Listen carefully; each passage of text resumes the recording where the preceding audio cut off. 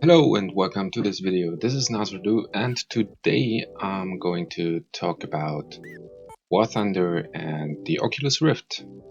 I want to tell you how it is to play in VR in War Thunder, to fly in the VR headset, and I want to put a disclaimer first. I don't get paid or sponsored in any way by companies that I am talking about in this video, so all you get is my personal experience, my very personal and subjective opinion, and what can you expect from this video? I will tell you about or show you the visual difference of HD gameplay and Oculus Rift gameplay. For that I recorded a SB ground forces round in the G55 Series 1, and I will switch the views of HD on max settings and the image that you have in the Oculus Rift, which is recorded via Oculus Mirror, and you can see and make your own picture of the visual differences. And I want to draw your attention to especially dot spotting and spotting enemy tanks, because that's, besides the graphics on its own, is the main difference in the visuals and of course also the field of view. But I will leave that uncommented for the rest of the video, so just try to figure out your own opinion about that. I will also put the pros and cons of flying in VR in a comparison. I will give you my personal opinion and tell you a little bit about how it feels to play in VR. I will also try to answer the question if VR headsets make you a better pilot, or if you really need it. So stay tuned to hear a little bit about this. I don't know at this point if I will go into detail about tanks, because I can tell you right now, tanks in VR just doesn't work. It's poorly implemented and it's no fun at all. Just in short, the graphics are really a problem there, because it's really hard to identify tanks, and in simulator this is key to not get out as a team killer. And I don't know if I put this into the video at this moment. I can tell you here now that VR is mainly something for pilots, and if you're a tanker, maybe you think about changing to the arms of service that is gazed adoringly by beautiful women and has perfect hair all the time, so you enjoy VR a little bit better, I think, in this part of the game. And at the very end, I will put for you my settings that work for the 1070 NVIDIA graphics card, and I switched to a 2080 a couple of weeks ago, and I will also give you the settings for this. So if you are already an owner of a virtual reality headset, especially the Oculus Rift S, you get my settings that work perfect and give you a steady 80 FPS. Okay, so let's get into the battle. I just want to tell you that what you see, if you notice any FPS drops, this is only because of the recording in the background. I usually play at 1.5 super sampling, and this, together with like 30 plus degrees Celsius in Germany right now, is really a tough thing for my PC, and usually it runs butter smooth on these settings, but I wanted to give the exact same image that I have when I fly. So I hope you enjoyed and get something out of this. Let's get into the topic. Here we are on the map Tunisia. I one more time want to make sure that you especially have a look at the dots when they appear for you and how the difference is between the Rift S and the HD vision, I can tell you that I never miss any spots in the Oculus Rift because they are so huge and prominent. It's really nearly impossible to get me by surprise if I am in normal flight or know where the enemy can be expected. So this is really a huge difference to HD and I think to 4K gameplay. I think this is definitely a plus for VR, even if it is not so realistic. But okay, let's maybe start with the pros and cons of flying in VR. I will take the cons first and then we will cover the pros of flying in VR. Well, as you are in a virtual reality, you have to move a lot. I take this as a con because it can be very intense. Your neck will be strained, especially in dogfight situations. And if you're maybe not so good with your health, this is something that might, stress you a little bit. What else? You have, of course, the graphics differences, and you can see it here in the video. It is not a game breaker, but VR at its current state is not 4K gaming. And if you want to have like high resolution VR, you have to pay a lot for a very powerful PC. As you can see, you normally maybe would zoom in at this situation and you just can't in VR. So there is no zoom, but as in simulator, the fire distance is rather close, I would say below 400 meters. This is not a big issue. And it can also be hard to identify planes and tanks on the ground because you have to get really, really close to get details on the models and to see their camouflages and all that stuff.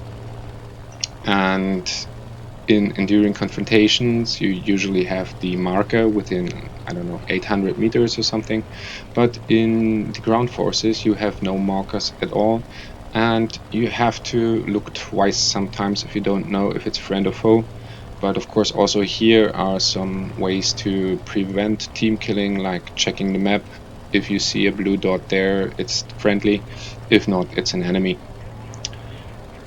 You have, when I talk about the map, there's something else. You are not able to put markings on the map like you used to tell somebody that at a specific location is an enemy or something going on or you want to go there. There is just no cursor on the map screen. I don't know why. It's a bug report that is on for I don't know how many years now, but that is something, a downside.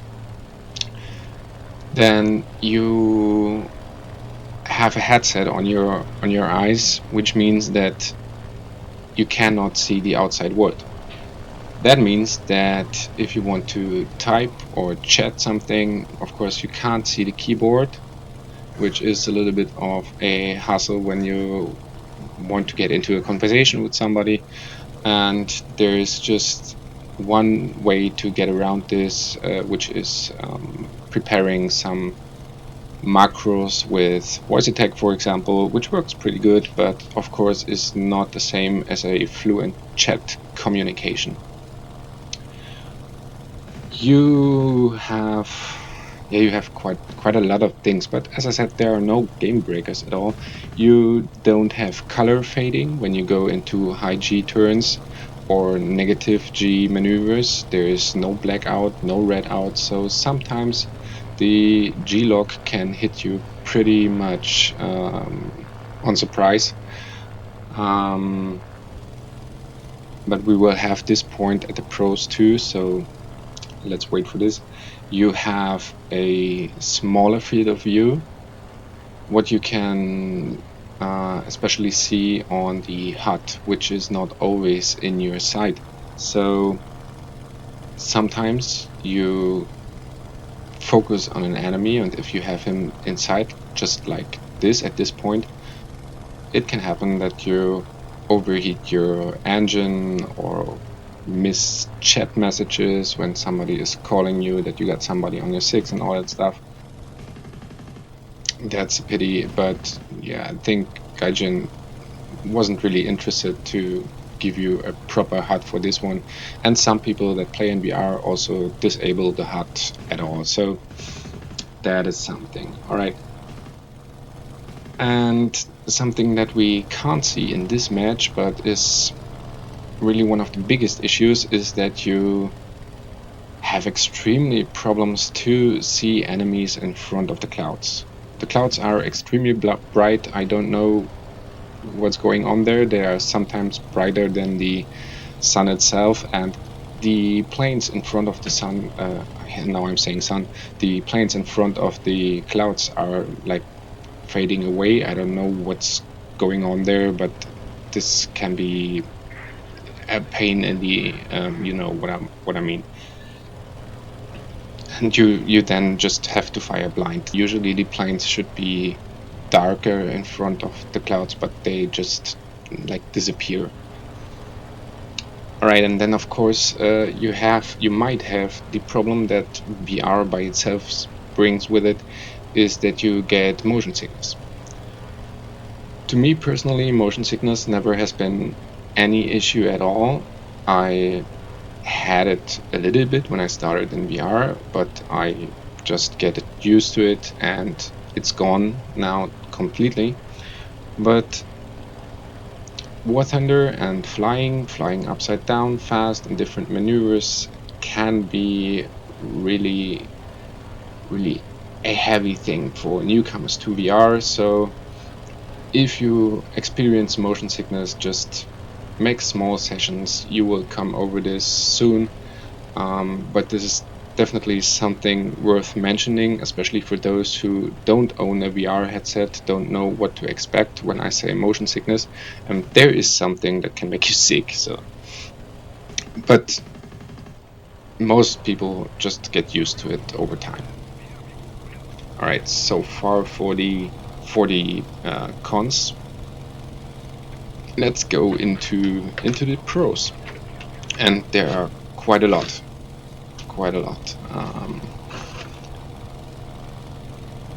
Of course, you're playing in a virtual world, and for that reason, you have the world in front of your eyes. You have a much better perception of distance, height, and speed, and together with the orientation in 3 dimensions, you have very good info for your brain what your position in these 3 dimensions is right now at the moment, and this really helps, especially in close to ground situations when you attack tanks or when you have a close, very close to the deck dogfight, and ramming into the ground just nearly disappears as a reason for dying for me.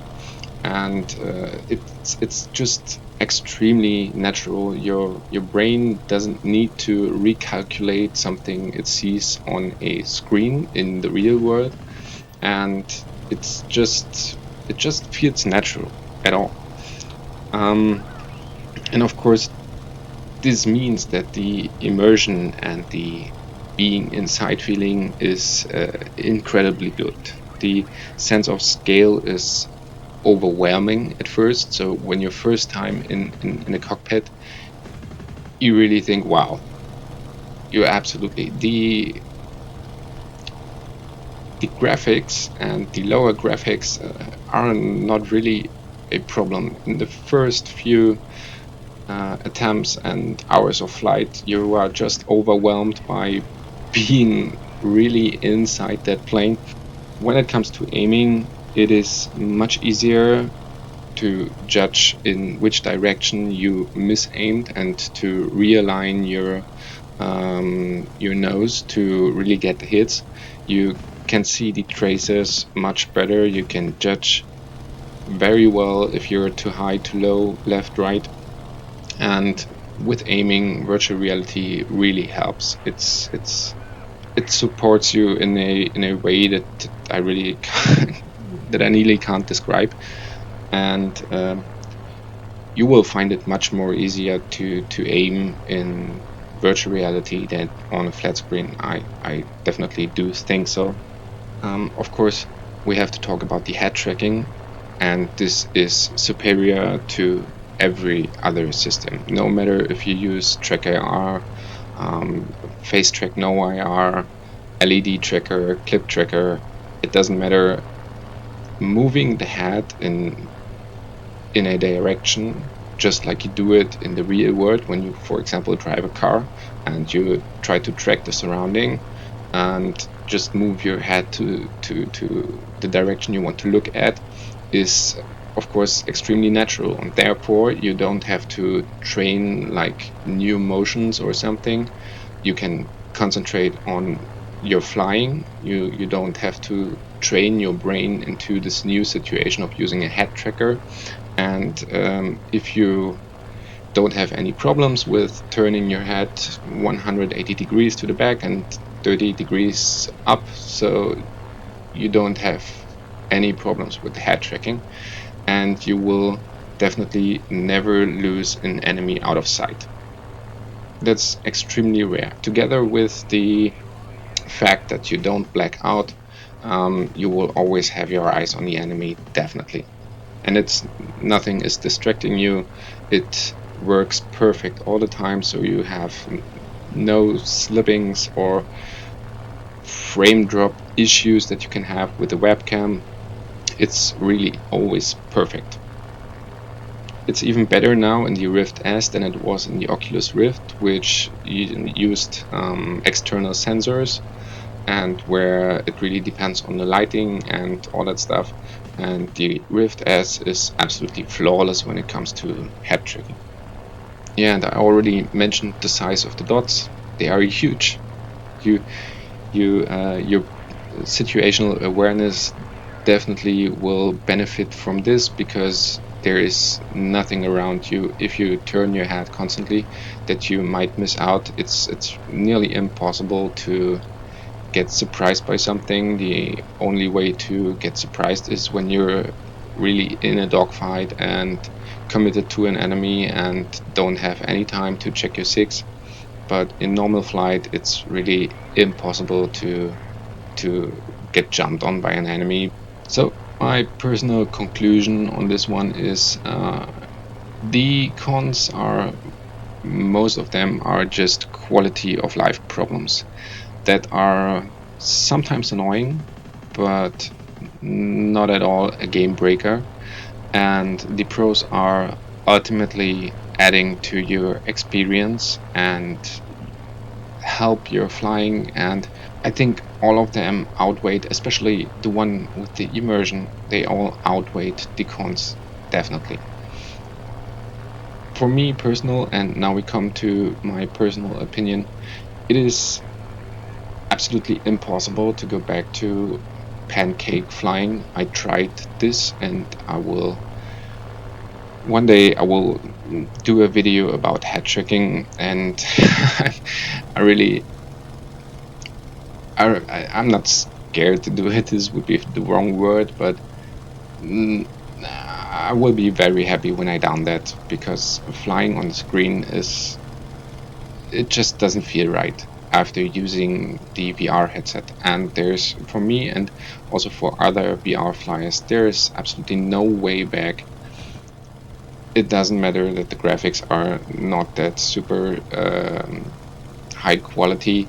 It's the feeling, it's the immersion, it's the head tracking, it's the overwhelming feeling of being in this airplane that just outweighs all of the cons. So if you are interested in it and you have the chance to try it out first, that might be something good. But if you have the money to spare, and that might be a con at some point, because you have to have, I would say, a PC with the power of a 1070 at minimum, and you have to invest like $400 or €450 into the headset. That can be considered as a con, but once you got this, I promise you, you don't want to go back to flat screen at any time, only if you want to play the tanks. As I told you, tanks are just no fun at all. No fun at all. Alright, and at this point I would like also to answer the question, if you really need this, if this makes you a better pilot.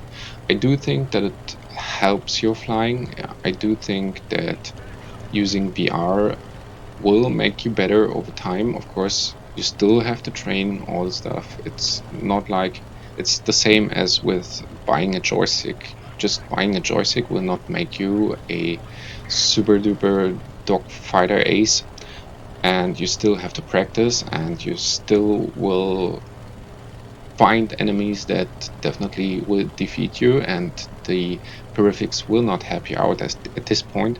But it's taking away a lot of workload from you, because your brain doesn't have to deal with this weird head tracking situation. There's no training needed. Just put on the headset, get into the world, and of course you can live without it. I played for, I don't know, maybe a year or 1.5 years without VR, and as I didn't had it, I did not miss it. I bought my first headset because it was on sale somewhere, and I really did get a good price for this. I was curious, had the money to spare, and was not ready to really be overwhelmed like it did me. So you don't need it, but it's the best way to experience War Thunder flying. That's what I think. And also I would like to talk a little about upgrading from the Oculus Rift CV1 to the Rift S, which I did a couple of months ago. I think 1 week after the Rift S was released. Yes, to me it was worth it. I sold the old Rift for more than half the price of the new one, so it wasn't that expensive. And the inside-out tracking is really convenient. It's really convenient to set it up. The clarity improved definitely, and it was not much more heavy on the GPU than the original Rift was. And the new shape of the headset itself is much more convenient. The sound was awful. It was really not good. I had to buy some extra clip-on headsets that I use on the Rift S, but are working perfect now. So it's just like the old sound system of the Rift. And to me, it was definitely worth it to upgrade from one system to the other. And still, it's not really necessary, but I'm glad I done it. Alright, so now, as I promised, I will also prompt you the settings for the 1070 and the 2080. I just want to say thank you for watching. If you liked the video, just hit the like button. If you did not like it at all, hit the don't like button. If you want to see more content in the future and don't want to miss it out, make sure that you subscribe to the channel and hit the bell, and I'll see you in the next one. Bye bye.